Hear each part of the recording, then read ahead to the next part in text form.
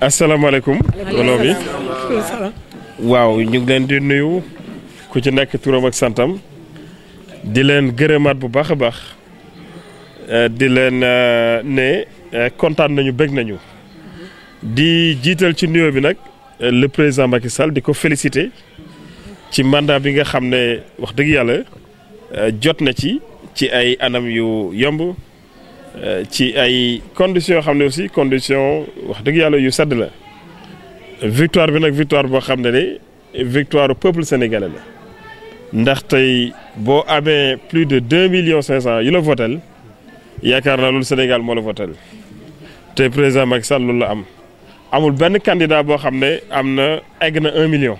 mais moom weesu na 1 million ba egg plus de 2,5 millions loolu victoire bi kenn laam-laametu ko li nga xam mooy félicité ko ñaan mandat bi nga xam ne moom lay door mu nekk mandat boo xam ne ci jàmm la koy exercer mais it mu nekk mandat boo xam ne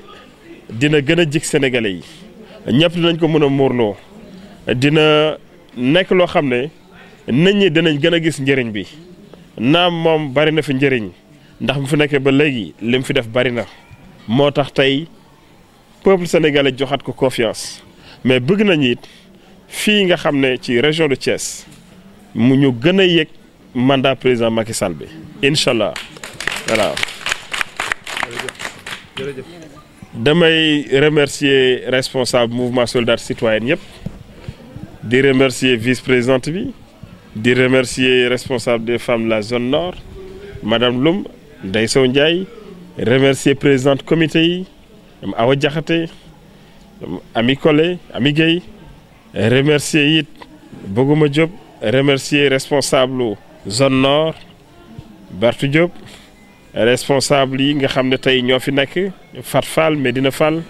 remercier ñoom Fatou Koli remercier le secteur administratif Samba Diop les responsables des jeunes Babacar Gueye Mbaye remercier ñoom Penda Ba ñoom Awa Gueye remercier ñoom Iba remercier responsable mouvement solidarité citoyenne yëpp ñi nga xam ne ñi ngi ci zone nord remercier responsable Thiali ñoom Raymond Faye remercier responsable waa Kër Issa ñoom Ndeye Sele Ndiaye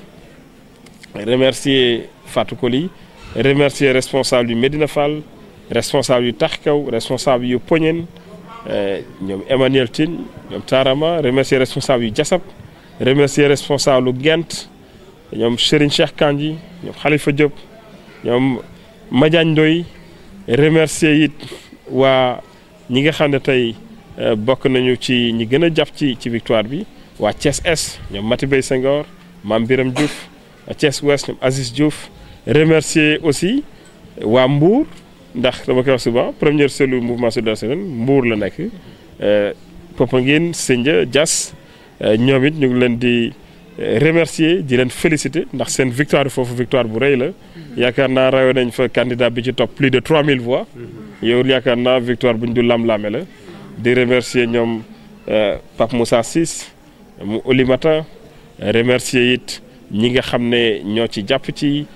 zone boobu remercier Maymouna Sane remercier Saër Seck remercier tous les responsables ñi nga xam ne tamit jàpp nañ ci campagne bi fii ba Matam Malick Sall maa ngi koy remercier moom moo ñu fa nekkaloon ci lañ remercier Ismaïla Ndiaye ci Foundiougne remercier it ñi nga xam ne tey jàpp nañ ci nekk ci Dakar n'est-ce pas ci département de Rufisque nga xam ne yëngatu nañ ci bu baax a baax mouvement solidarité citoyenne fépp la campagne wul Thiès rek xëy na Thiès région bi lañ gënoon addi suñu doole ndaxte fii la ñu yónni woon ñu xam ne fii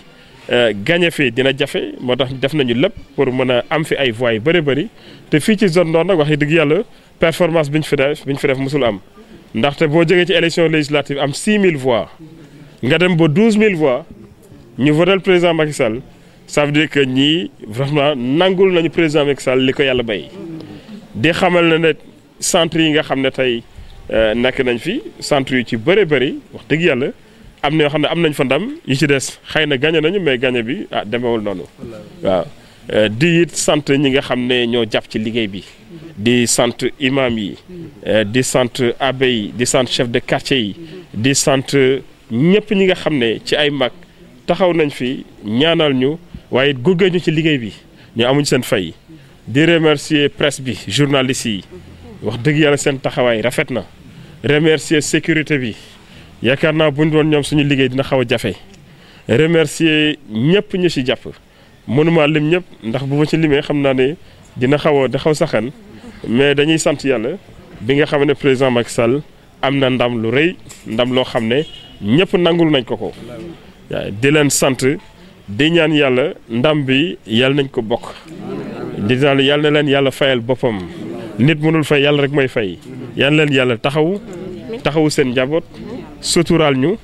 may ñu loo xam ne nag Sénégal ñëpp a koy bokk ndax loolu la ñu tax a jóg di sant yàlla bu baax di xam ne fu ñu fi jógee ñu ngi dem ci yeneen localités yi tamit daal di leen di remercier Ngent Thiali Medina Fall fépp foo xam ne tey am nañ fay militant def nañ ko Mbour ba pare def nañ ko Popenguine def ko Ndayane donc tey Thiès boo ayee te yaakaar naa Thiès moom buñ fi toogee tey suñuy militant ñëpp dinañ xam ne yëg nañ leen te bëgg nañ saafante ak ñoom lii bu ñu sañoon sax du jeex bu ñu sañoon sax campagne bi du jeex ndax campagne bi bànneex lañ ci am ak coofeel gis ci yëg-yëg gis ci liggéey ku nekk liggéey na ba sonn yàlla jox na ndam bi président Macky Sall ñu koy santaat bu baax a baax di leen gërëm di leen sant di leen nag mouvement solidarité citoyenne du mouvement boo xam ne élection ba élection lay yëngatu de bokkuñ ci mouvement yooyu wala bokk ci responsable yooyu ñun li ñu tax a jóg mooy développement te développement bañ koy def dañ koy wax di ko waxaat boobu politique gu ñu donc dañuy continuer di ko def ci biir mois de mars bi rek dinañ organiser activité waaw nit ñi xam ne li ñu tax a jóg mooy développement Thiès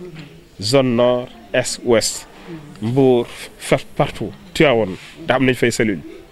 donc nan nit ñi jàpp ne liggéey bi day doog a door rek waaye liñ ci mbébét ak li nga xam ne yéene nañ ko ci liggéey wax dëgg yàlla buñ ci nit ñi jàppalee dinañu gis njëriñ bi incha allah donc maa leen di gërëm di leen sant waaw di leen di jox rendez-vous rek ci fat yi incha allah merci. Responsable n'est-ce pas de la zone Babacar Bertou Diop n'est-ce pas le secteur administratif Malick Diouf Samba Diouf mais aussi les responsables de comité Ami Collé Guèye Awa Diakhaté Bogouma Diop n'est-ce pas et tous les responsables qui sont ici et qui ont vraiment contribué en fait à réélire le président Macky Sall. Je rappelle que dans la zone nord, n'est-ce pas, nous avons gagné des centres, nous en avons perdu, n'est-ce pas, mais toujours est-il que nous avons constaté que les voix ont doublé. Le président Macky Sall avait 6 000 voix ici dans la zone nord, lors des législatives. Aujourd'hui, il est à 12 000 voix, plus de 12 000. Donc c'est une performance. Ça veut dire aussi que, en fait, les acteurs, la population a fait confiance au président Macky Sall. Je rappelle que dans le département, nous avons eu un peu plus de 100 000 voix, n'est-ce pas, contre 120 000 pour la coalition et de 2019, n'est-ce pas? Mais toujours est-il que ça veut dire qu'il y a vraiment une adhésion de la population. Dans la région de Thiès, nous avons gagné à Mbour, n'est-ce pas, avec plus de 119 000 voix d'écart, à Tivaouane avec plus de 25 000 voix d'écart. Globalement, dans la région, le président Macky Sall est arrivé premier, comme dans la majorité des régions d'ailleurs. Ça veut dire quelque part que les populations de Thiès, la population de la région de Thiès, adhèrent massivement à la politique du président Macky Sall et a pleinement contribué à sa réélection. Je rappelle que dans le département de Mbour, dans la commune de Popenguine-Ndayane, où nous avons établi notre première cellule et qui était également notre centre de vote, n'est-ce pas, nous avons eu, n'est-ce pas, à avoir une victoire nette, plus de 3700 voix pour le président Macky Sall, contre 565 pour la coalition IDI 2019. Donc plus de 3000 en tout cas voix d'écart. Et nous remercions les responsables de la commune de Popenguine, les responsables du mouvement de citoyens de Benno Bokk Yakaar, ceux qui sont à Sindia, à Diass, dans le département de Mbour, mais aussi ceux qui étaient en tout cas dans les régions en train de battre campagne à Matam, à Kaolack, à Fatick, n'est-ce pas, mais aussi à Dakar. Au passage, nous saluons le responsable du mouvement de ce département de Rufisque, Madame Isseba, qui a eu à remporter largement son centre de vote.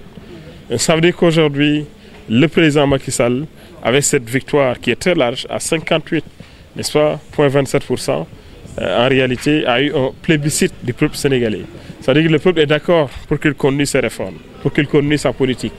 Cette politique, elle est très utile pour les populations, du point de vue social, du point de vue économique. On a vu les retombées. Et c'est sûr qu'avec le plan Sénégal émergent phase 2, et également toutes ces réformes autour, le président Macky Sall, n'est-ce pas, va encore plus marquer l'histoire, va rendre en fait sa politique encore plus utile pour les citoyens. Mais également remercier tous les responsables de la mouvance présidentielle, n'est-ce pas, du Sénégal, de l'étranger, qui ont eu à batailler ferme pour la réélection du président. Nous saluons également les conditions de déroulement de cette élection. Ce sont des conditions transparentes, des conditions démocratiques, mais également des conditions en fait d'expression des libertés. Ça veut dire aussi qu'il y a le peuple qui a joué son rôle. Et nous saluons la maturité du peuple. Il n'y a pas eu de problème, en particulier le déroulement de la campagne, le jour du vote, on ne savait pas qui vote pour le président et qui vote pour les autres. L'après-campagne, malgré quelques appels, n'est-ce pas, à la révolte, vraiment tout s'est bien passé. Aujourd'hui, les gens sont en train de travailler. Donc nous saluons encore une fois cette démonstration, n'est-ce pas, démocratique du peuple sénégalais. Nous saluons sa maturité. Nous saluons également, n'est-ce pas, le sens des responsabilités des acteurs, n'est-ce pas, de l'opposition, n'est-ce pas, que nous encourageons au passage. Et nous proposons que le dialogue entre le président de la République et l'opposition puisse continuer. Le Sénégal est un pays de culture démocratique,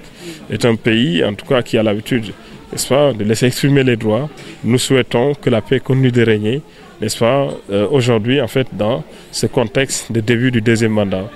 un contexte de paix qui est propice aussi au développement économique du pays.